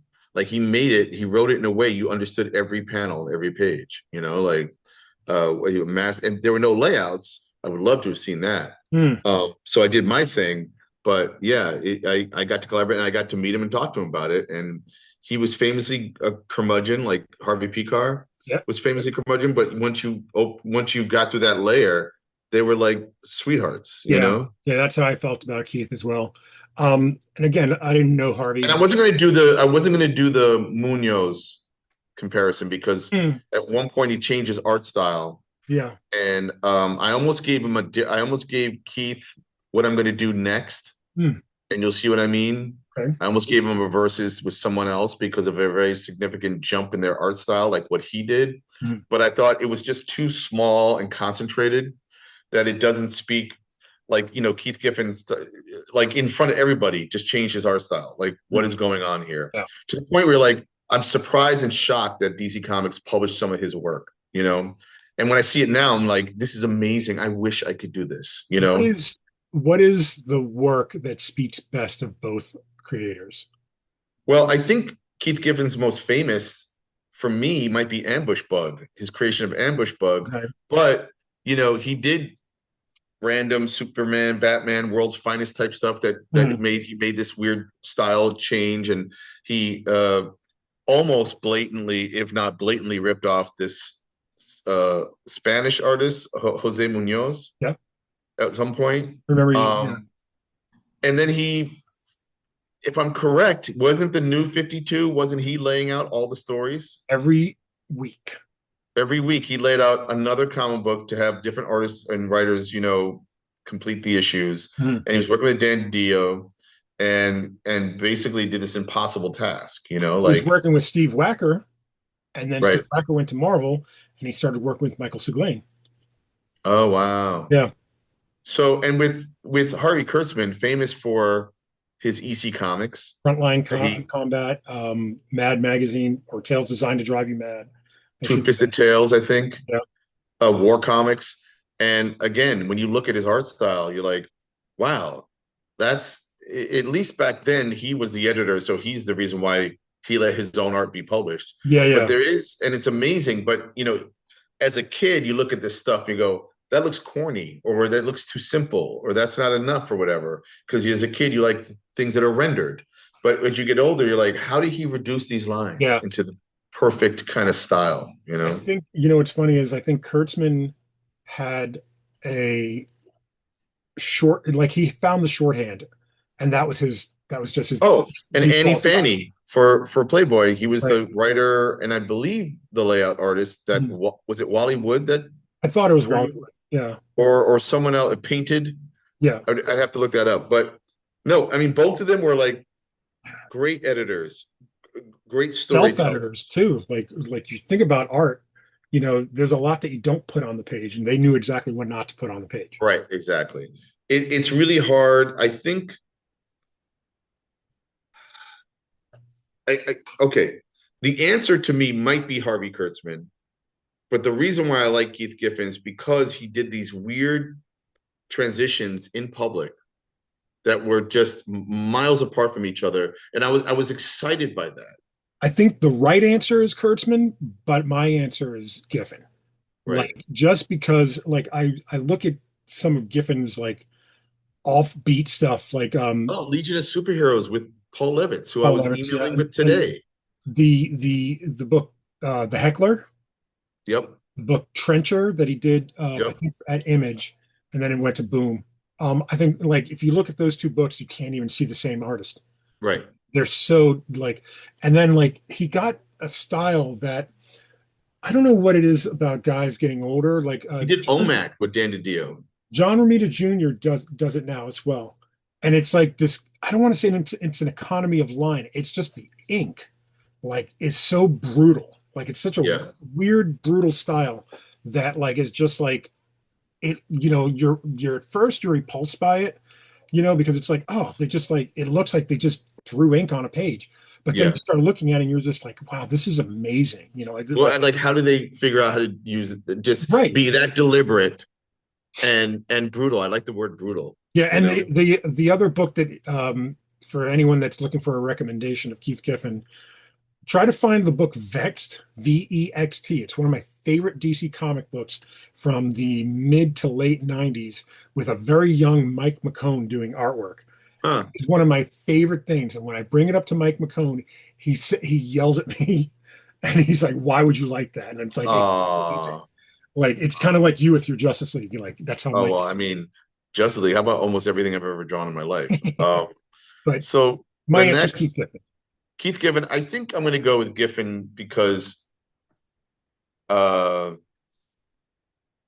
for the reason I outlined earlier, he he swung a dead cat over his head often. All right, the next one, and then you'll see who I was going to maybe match up with Keith Giffen, Okay. which isn't the first one.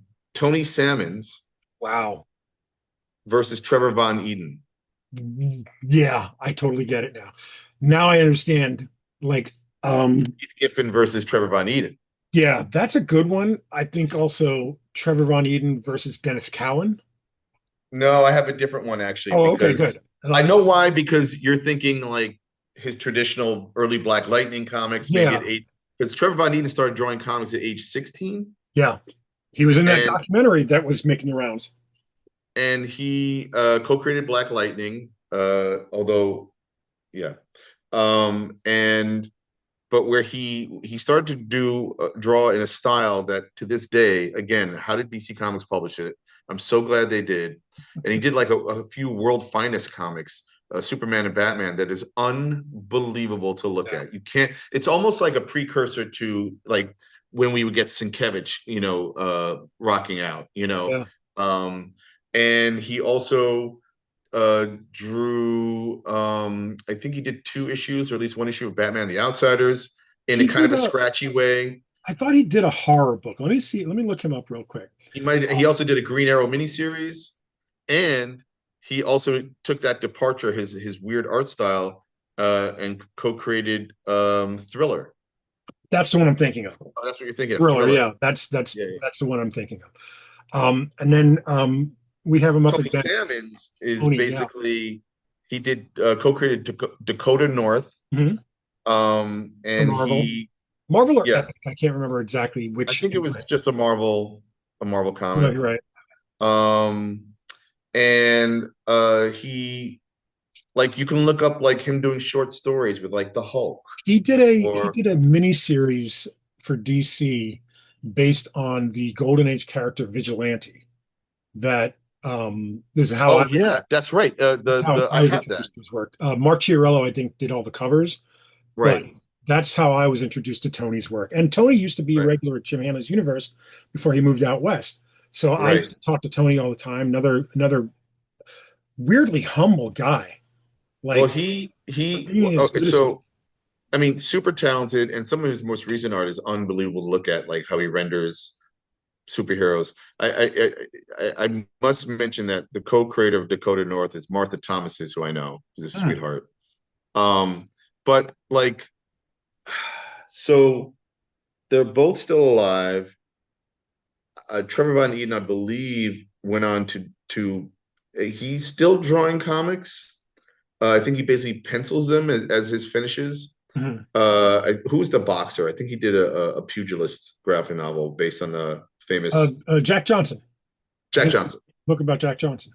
And then Tony Salmons, I think, has had a hard time in his life and doesn't produce as much as we would like. He Just another thing about Tony, he also worked in animation. He worked on Batman the Animated Series and Aeon Flux. Oh wow, I didn't know that. Yeah, I'm not entirely sure what he did on those. I want to say storyboard. And don't Maybe, forget, he drew. Well, he never finished, but he drew about 2/3 of a schmuck story written by our guy Seth Kushner, right. That's right. and he couldn't finish it for reasons. And our guy James Smith, another studio mate, who kind of copied a certain style of his art to Mhm. finish it. Yeah. Uh, and anyway, both those guys were like for Trevor Von Eden, he started off as trying to draw traditional whatever comics was like back then Mhm. until he veered in a very like Drastic way. it's insane, and Mhm. and and I'm so jealous of that veer. Like I wish I could do that. Uh, where and Tony Salmons, I think probably always drew, and he's another guy in a way kind of reminds me of Kyle Baker Yeah. in that looseness. He has a loose Yeah, kind of style. I think Tony had a tighter style that just you never know what a person sees when they look at a blank page. You know what I mean? And I think Tony's style just got looser, but Hmm. never lost its luster. Do you know what I mean? Like it never you were never confused by the storytelling. Well, no, you never. I mean, and then with his recent art style, if you go look up his stuff, kind of reminds me of a very like if Paul Pope was trying to do Michael Golden, Wow, that's high praise, really. like very wet art, like splashy black, Hmm. almost incoherent, but the lighting is like old school Mike Golden lighting, and like it's just incredible. And and it's super Jack Kirby. Mhm. Like it's almost like like an unfinished Jack Kirby drawing in a way, if that Right. makes sense. Just like a layout, I like you said the word brutal. Now it's in my Yeah. head, like a brutal It's a layout. good description for the Yanks, like there are some guys that are, I want to say, heavy-handed, and Yeah. some guys that are, like very, very delicate. But there's a balance in between those that I think is what I'm describing, He does a thin line and then like dips his elbow and Yeah, throws it against the drawing or exactly. something. Like there's, you could call it like Frank Miller inking himself kind of thing, like whereas, if he's got Klaus Janson inking him, it's a little bit more refined. But No, I think Miller's own inking usually, and before the toothbrush comes out and he starts splattering, is more of a conservative oh, black and white. interesting. I think Klaus brought the made it more organic looking. Hmm. If you were to, yeah. So he's a little more noodly. He noodles around kind of thing. So between Tony Salmons and Trevor Von Eaton, It's a hard one only because um, it's almost not fair to Tony because his most recent work I've not seen. I haven't seen Tony's work since like I saw him in the store before he left. You know sure, what I mean? sure. So it's hard for me to But really. Trevor also kind of fell out, and he Yeah, hasn't done. absolutely. I mean, But he also. I do think Trevor's Von Eden's are the impact it made on me is why he's going to win this versus I mean, because I would choose Trevor only because I've seen more of his work. You know what sure, I mean? Whereas with Tony, I've seen bits and pieces here and there, and right, it's incredible. Like there's no slouch. Like right, there's not a hacky line in any of his work. That's not to right, say by right. choosing Trevor, I'm not diminishing Tony. You know what I mean? No, totally, totally. Which I know that's what the concept of this is, but Right, in some right. respects, sometimes you gotta. But Yep, yep.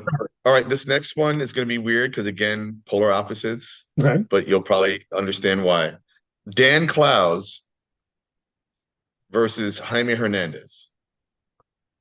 It's not entirely um that's not entirely weird. It makes sense.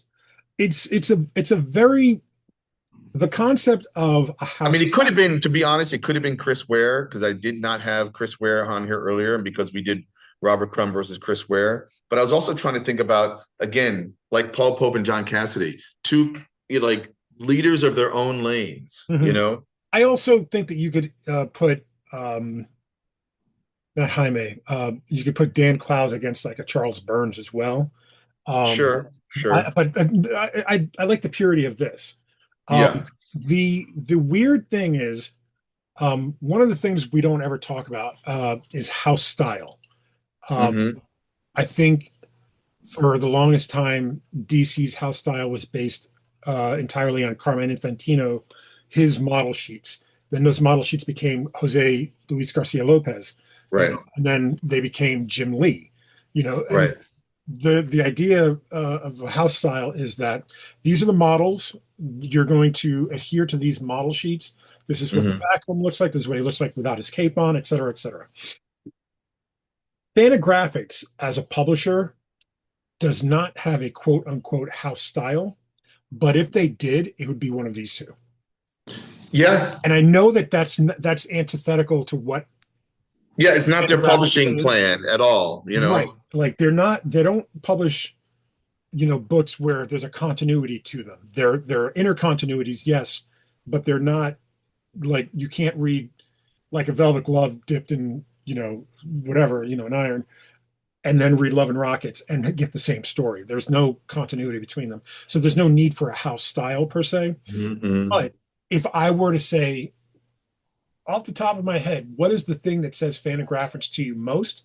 It's probably one of these two. Maybe even Gilbert Hernandez, like to be thrown into the mix. Like it's mm-hmm, tough. mm-hmm, But I think these two are probably the upper echelon of what the quote unquote Fantagraphics house style would be.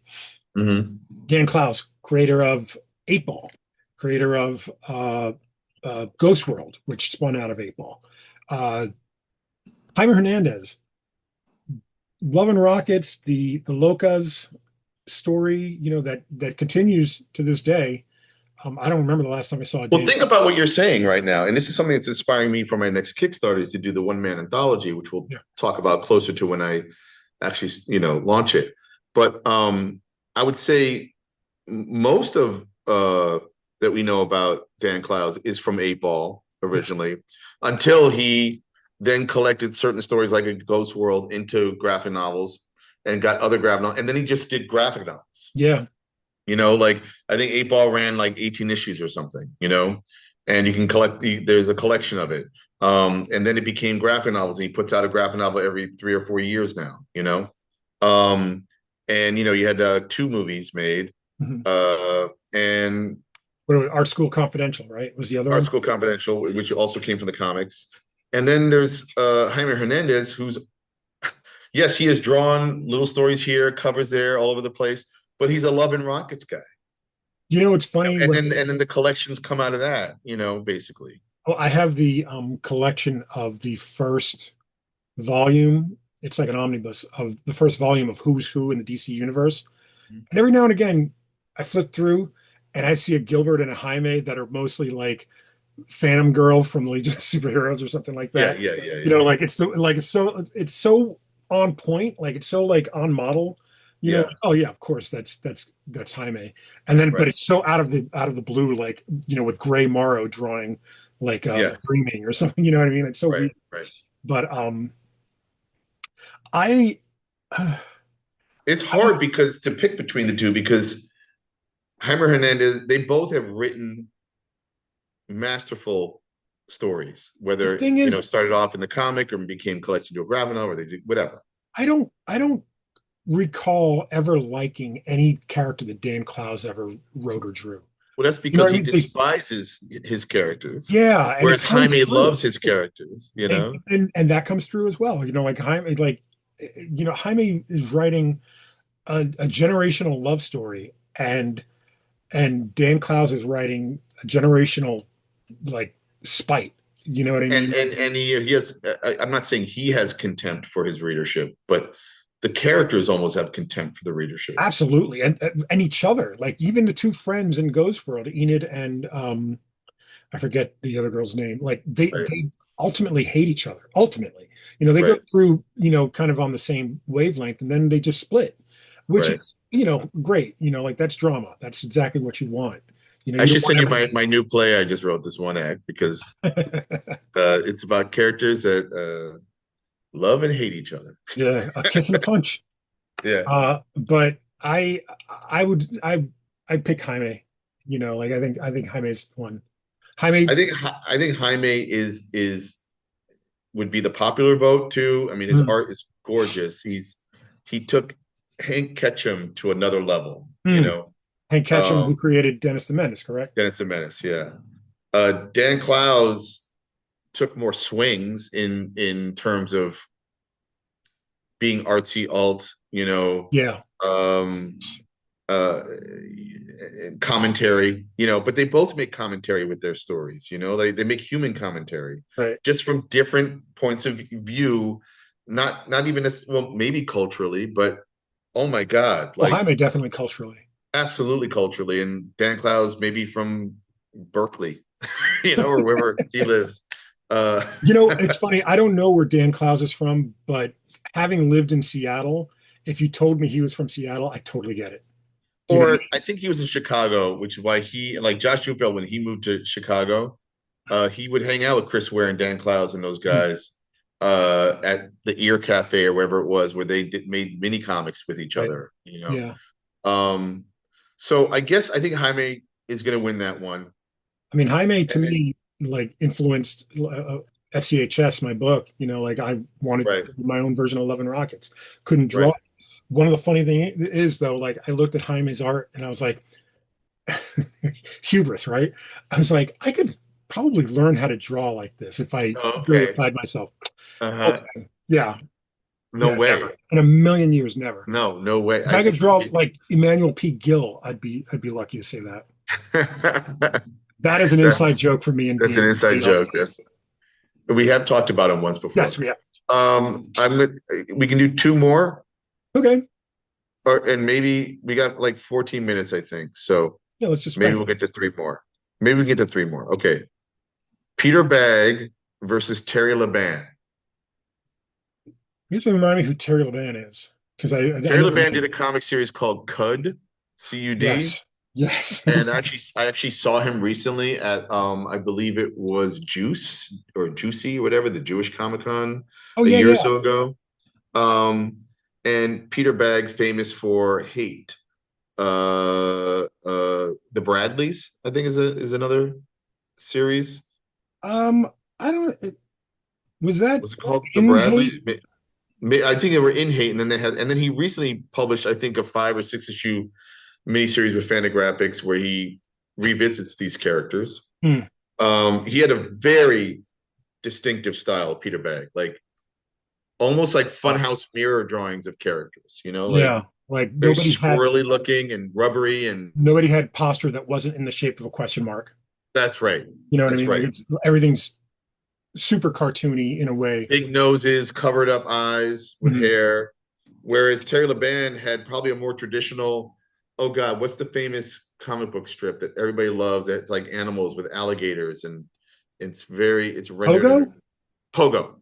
His art Yeah. reminds me of Pogo, and I forget the name of that creator of Pogo. Um, Oh, Walt Kelly. Walt Kelly kind of has like an indie Walt Kelly style, You know, the other thing I could see in Terry Laban has a very Sunday comic book feel to Yeah, it as well. You know, absolutely. like For Better or for Worse is the one Right. that I was I, thinking. oh, I would even say like maybe there's a little bit of Calvin and Hobbes in his work, Yeah, yeah, absolutely. but definitely Pogo, Walt Kelly. Uh, and it's funny because I think the more irreverent stories came from Peter Bagg and Hmm. Terry, but I always had an allergic reaction to Peter Bagg's art. You know, I can't say that I don't understand that because I do understand that. Um, the thing I kind of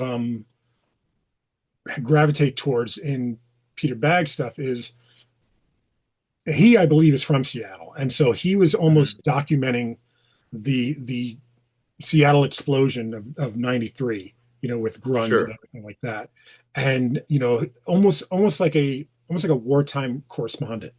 You know I what think I he had a mean? character named Stinky that I think Jessica Abel actually dated in the comic. Like she won some contest or something, and it put her a little bit on the comic book map at the time. I could be getting that wrong, but I feel like I hope that's right.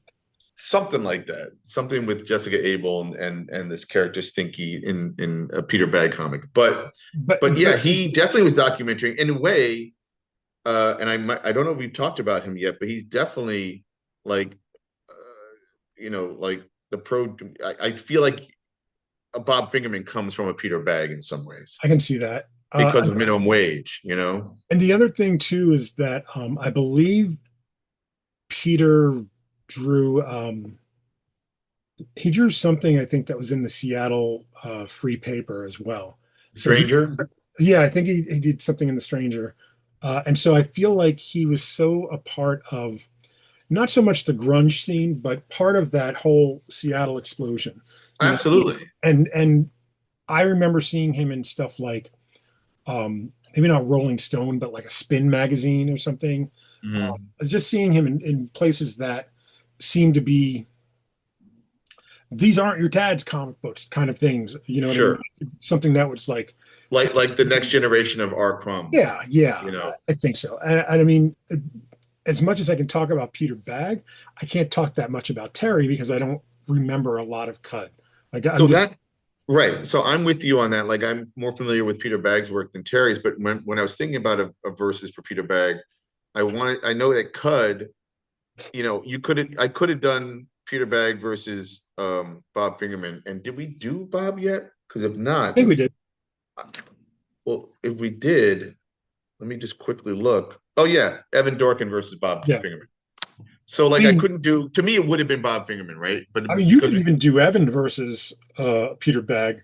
you Um, could, you you know, could, that's an interesting one too. But you could. keeping the purity of it, I would probably pick Peter Bagg over Terry. I think Peter Bagg was more irreverent, I so wish I knew more of Terry's work just just Right. to inform my decision. But Right. that's my own fault. That's nobody else's fault. And same here, and I know, like I said, I'm more familiar with Cud than anything else. Mhm. I'm gonna do two more, and then we're gonna stop at a really good one. Okay. Uh, so I disappeared back. Okay, Bernie Wrightson Okay. versus Brian Boland. What a very good choice. Like that's a really good combination. So Both very detail oriented. yeah, Bernie Both Wrightson. wholly different. One again more Kubrickian, the other one more organic. Like like Bernie Wrightson's Frankenstein alone, like beats most comic book artists, or illustrators, even illustrators. Yeah. Then he co-created Swamp Thing, you Yeah. know, Really? and he Len Wein, did I think, right? with Len Wein, and he later on I think did some weird Batman comic called The Cult We'll Jim talk about that Starlin, in a I second. think. We'll Yes, talk we'll about talk that. about And that in then one I second think he because did a Thing versus Hulk comic or graphic novel or something. I don't know if he did that much work, but the work he did was astounding. Whereas Brian Boland got Camelot, Judge Dredd when he drew Judge Dredd, Camelot 3000 with Mike W. Barr, Mhm. Killing Joke with Alan Moore. Are you kidding me? But damn it, I don't.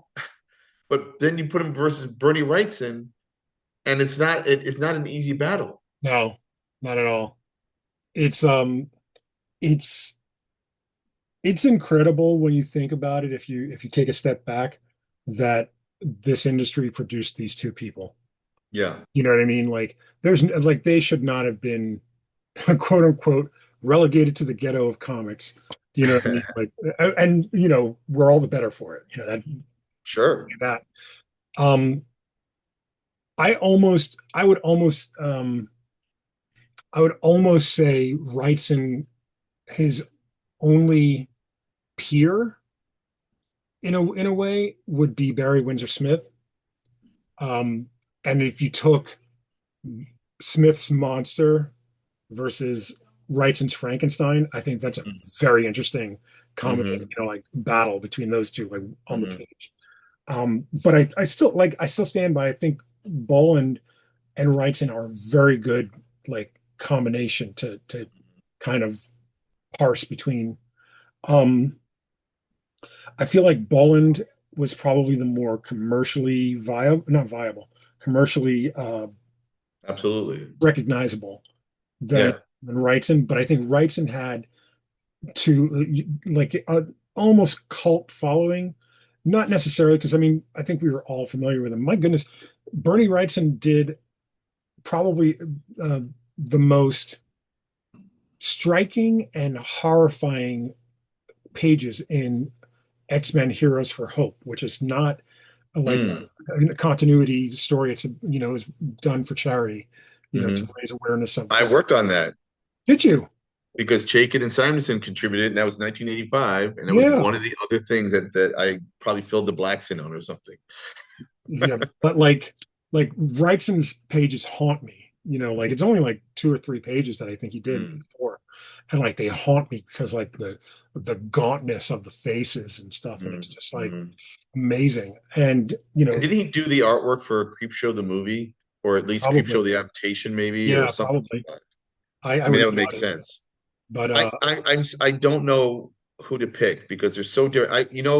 I think even though it's not a comic book, the Frankenstein book, it's art illustrated novel, right? and illustrated, novel. I would probably have to say, when you start to open your mouth and you're ready to I answer, know you another can't do thing it. pops in your head and you're like, oh, but there's that, Yeah, like on the other side of it. Like Brian Boland is probably more recognized at this time, if not for Killing Joke, for his covers, which, but forget he ever drew a cover. Now you're doing the thing that the Killing Joke yeah, is sublime. It's as sublime as that Frankenstein art. But I think his better work is Camelot 3000. Oh yeah, but like Like it's so like, man, like you could teach a class with that book. But the same thing can be said for Tales of the Swamp Thing, you know. well, Swamp Thing, was a series and it was great stories uh of its time, although I think it still you can still That's pick a it up and read today and still that's an be important distinction of its time. yeah. Um God, I'm really having a hard time with this because Because you feel like if you say one, you're disparaging the other, and you're like, you're kind of like um throwing out the baby all with right, the, this is gonna be my metric. Comic books. yeah, That means I have to push Frankenstein to the side. right. Then it's gonna be Brian Boland. I agree. Okay. That's exactly. I mean, if that's the metric, then yes, you're right. Oh I my think God. I think That really Wrightson, hurt. right? Yeah, Wrightson is, you know, I think of his work, and I just think of all the work that went into all of it, and then I Yeah, look at Boland's work, and I'm like, it's the same amount of work. It's just exactly. Yeah. telling you like it's like a mirror, not a mirror, but like, it's just like tilting the axis of one thing, and it's like the same thing, but I mean, it's, give them both a blank page and like they're both going to yeah, fill it so differently, but with the same uh level of talent. yeah. Well, we could end there, or we can do one more. Let's do one more. We got the time. All right, this is a little odd, but I think you'll understand why. Kevin O'Neill versus Ted McKeever. Wow. Wow. Kevin O'Neill versus Ted McKeever. Now let's explain them. Kevin O'Neill, did he draw martial law? Oh Yeah. my God. Yeah. And he drew for League of 2000 Extraordinary. AD, Drew League of Extraordinary Gentlemen. He League drew of Extraordinary Gentlemen with Nemesis, Alan I think, for Moore, 2000 AD with Nemesis Alan for Moore. 2000 AD. Very kind of like, how do you describe his art? It's almost like indie horror. It's very splintered. It's very sharp. It's very I think uh McKeever's sharper, well, McKeever though is more because I've seen his art angular. more in black and white. Mhm. It's very indie black and white comics. It's very well, he did was it called not plastic spoons? What's it called? Oh God. What is comics called? I remember when they came out, I was always intrigued by what he did. Visually and with the story. Plastic spoons, maybe? No. He Did I did just say that? Metropole. Metropole, what else? I'm looking to see if I can find that title. Plastic Plastic Fork. plastic fork or forks. Forks. Um and I don't think he did any kind of like superhero like franchisey stuff. I think they were He did a always Superman story, I think that with maybe Joe Casey. okay. You mean like for an anthology or No, something? it was like a prestige format book. Oh, Um, weird. You sure? I think, could I be confusing him with You might something? be confusing with Steven Siegel, who did Up in the Sky or whatever it was called, and it was a different artist, I believe. I Or might be. maybe I might be. You're right. I think you might be confusing Oh, that's terrible. Steven Siegel, Superman. Let me just see if I hope I'm getting this right. Oh, Stephen T. Siegel, who I know, and he's great. What was his? Oh, It's a Bird. Yes, Oh, drawn by Teddy Christensen. That's who you might have that's been Ted. confusing. I knew the Ted. Yeah, McKeever versus Oh, Doom Patrol. He did a Doom Patrol? Wait. I believe it. I mean, that would totally make sense. Yeah. Uh, The Extremist. Oh, did he do that with Peter J. Milligan, who's one of the best writers ever? Looks like he did Doom Patrol and Issue. So, like you look him up, and I think I did an interesting match between these two guys Yeah. because in a weird way, Ted McKeever is like the indie version of Kevin O'Neill, but Kevin O'Neill is so indie looking too. He's like Like the indie version. basically. I think, Kevin O'Neill, what's funny is I remember reading League of Extraordinary Gentlemen, and there was a scene where Mina Harker's top gets ripped off or something, or opened up or whatever, Mm. because she's going undercover at a brothel or something to that Right. effect. And I when you see like the human body, he also drew Alan Quatermain, with his penis hanging out as well, in the same, probably in the same book. But Right.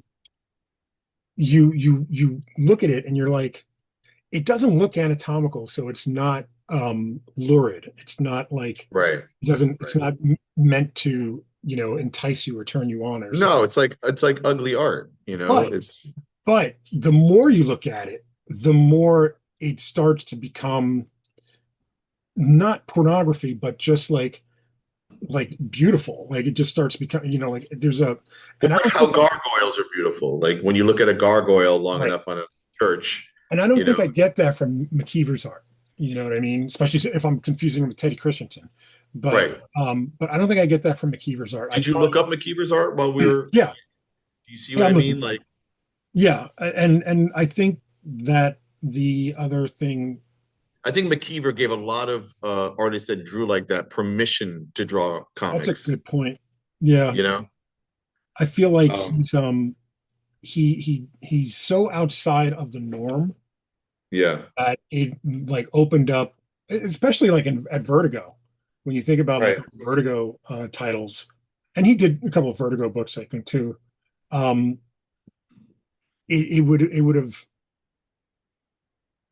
if he got past editorial, you know what I mean? Like if it was like Right. approved, it does kind of open the floodgates for more like that, which is great, you know. Yep. Um, but I'm still gonna have to say Kevin O'Neill.